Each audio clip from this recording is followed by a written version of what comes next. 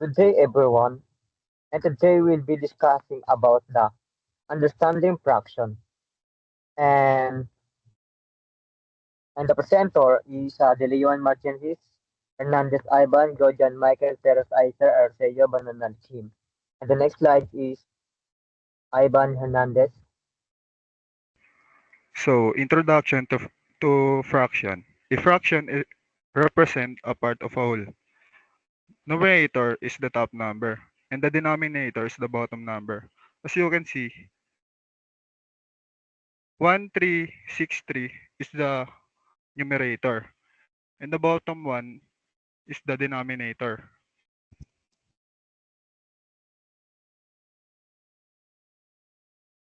Next slide.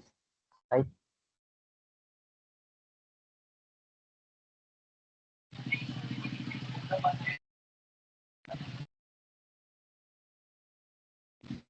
Pie chart. A pie chart is a type of graph that records data in a circular manner that is further divided into sectors for representing the data of that particular part out of the whole part. Pie charts or circles shows how a whole is divided into parts. This can be compared to a pizza with the numerator being the slices and the denominator being the total of slices of a pizza. Next slide. Type of fraction. Um, First is a proper fraction. Numerator is less than the denominator. For example, 3/4. Improper fraction is numerator is greater than to equal the denominator. For example, is 5/4. The mixed number naman is number combined with a fraction. Um, for example, 11 and 2. The next slide is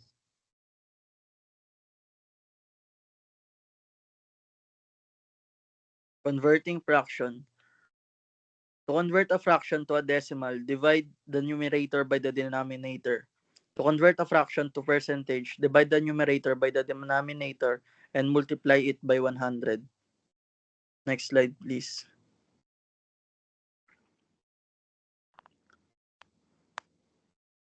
Adding and subtracting fractions.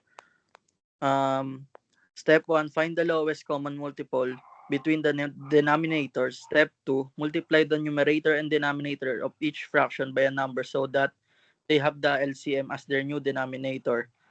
Step 3, add or subtract the numerators and keep the denominators the same. To add or subtract fraction, they must have the same denominator, the bottom value.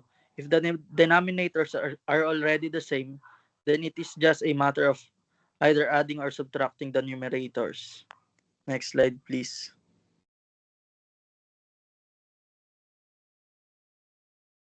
Multiplying fractions. Multiplying fractions is easy. In fact, it's easier than addition and subtraction. All you need to do is multiply all the top numbers, which is the numerators, and multiply the denominator. I'll give you an example. For example, is 2 over 3 multiply to 4 over 5. You need to multiply the 2 and the 4, and it equals to 8. And then multiply the denominator, 3 times 5. It equals to 15. The answer is 8 over 15. Next slide, please. Thank you.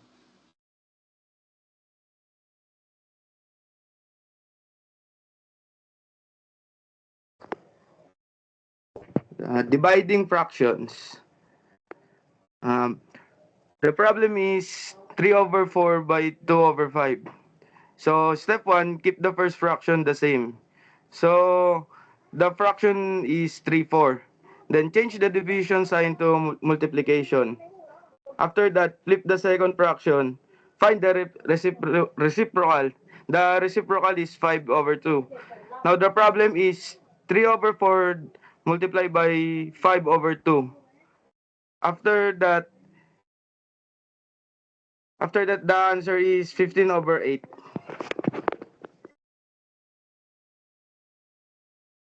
Next slide, please. Okay. Question.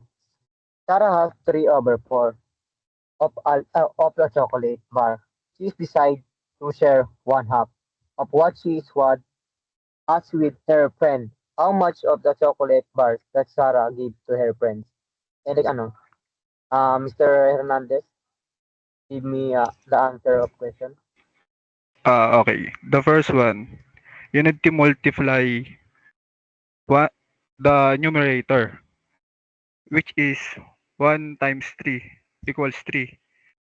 Then the next one is denominator, which is 2 2 times 4 equals 8.